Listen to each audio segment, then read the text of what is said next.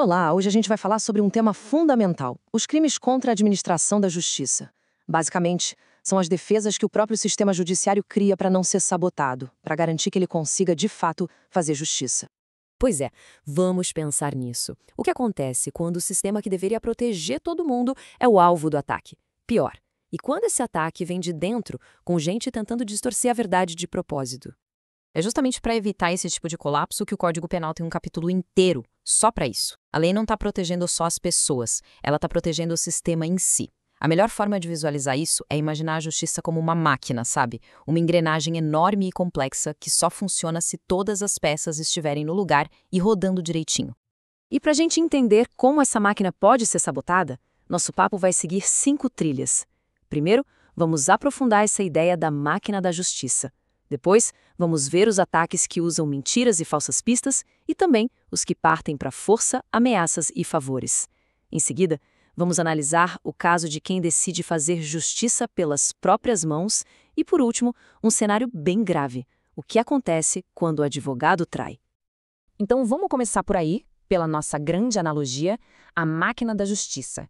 Por que é tão importante proteger o sistema e não só as pessoas que estão ali no meio de um processo? Porque os crimes que a gente vai ver aqui são exatamente como jogar areia nas engrenagens dessa máquina. Eles não quebram só uma pecinha, eles podem travar o sistema inteiro. E aí o que acontece? A confiança das pessoas vai para o espaço, a verdade se perde e, no fim das contas, a justiça não é feita. Agora sim, vamos para o nosso primeiro tipo de sabotagem: as mentiras e as pistas falsas. Aqui, o alvo é bem claro.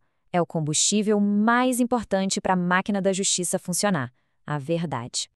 O crime mais famoso aqui é a denunciação caluniosa, que está lá no artigo 339 do Código Penal. E o detalhe mais importante é o seguinte: não é só contar uma mentira, é usar a estrutura do Estado, a polícia, o Ministério Público, para começar uma investigação oficial contra alguém que você sabe, com toda certeza, que é inocente. É basicamente usar a máquina pública como arma. Para ficar bem claro, imagina o seguinte: o Carlos, querendo se vingar da ex-sócia, vai na delegacia e registra um boletim de ocorrência. Ele acusa a mulher de desviar dinheiro da empresa, sabendo perfeitamente que isso é mentira. O objetivo dele não é descobrir a verdade, é só usar a polícia para criar um problema enorme para ela. Isso é um exemplo clássico de denunciação caluniosa. Mas olha, a lei diferencia os tipos de mentira, tá? Na denunciação caluniosa, você aponta o dedo para uma pessoa inocente. Já na comunicação falsa de crime, a mentira é sobre o fato. Você liga para a polícia e fala de um assalto que nunca existiu. E tem ainda a autoacusação falsa, que é quando alguém assume a culpa por um crime que outra pessoa cometeu, talvez para proteger alguém. Outro ataque direto à verdade é o falso testemunho ou falsa perícia, previsto no artigo 342. Aqui a mentira acontece lá dentro, no meio do processo judicial.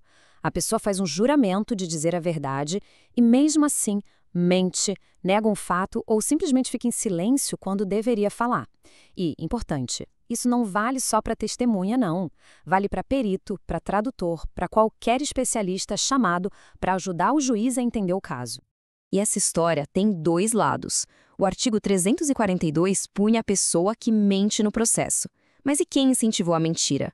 Aí entra o artigo 343, que pune quem paga, oferece dinheiro ou qualquer vantagem para a testemunha mentir. Ou seja, a lei vai atrás tanto de quem fala a mentira quanto de quem encomenda. E para a gente fechar esse bloco das mentiras, tem a fraude processual, do artigo 347. Aqui a mentira não é falada, ela é construída. É o ato de, por exemplo, mexer na cena de um crime, plantar uma prova falsa, qualquer coisa feita para enganar o juiz ou o perito que vai analisar o local. Ok, saindo do campo das mentiras, a gente entra agora numa tática bem mais agressiva de sabotagem: o uso da força, da ameaça e de favores para pressionar o sistema. O crime principal aqui é a coação no curso do processo, do artigo 344.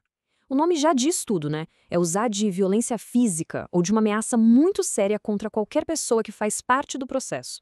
Pode ser outra parte, uma testemunha, um perito, até um juiz, para conseguir alguma vantagem. A ideia aqui é ganhar no grito, no medo. Um exemplo que, infelizmente, não é raro. Um réu, na véspera do julgamento, manda mensagens ameaçadoras para uma testemunha-chave. A intenção é claríssima: fazer a pessoa ficar com tanto medo que ela desista de depor ou mude a história. Isso é uma interferência direta e gravíssima. Mas essa influência indevida não acontece só com a ameaça.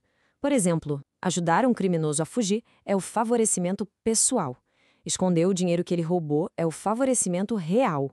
Tem também a exploração de prestígio, que é quando alguém pede dinheiro dizendo que vai usar a influência que tem com o juiz. E até mesmo usar de ameaça para afastar gente de um leilão judicial é crime.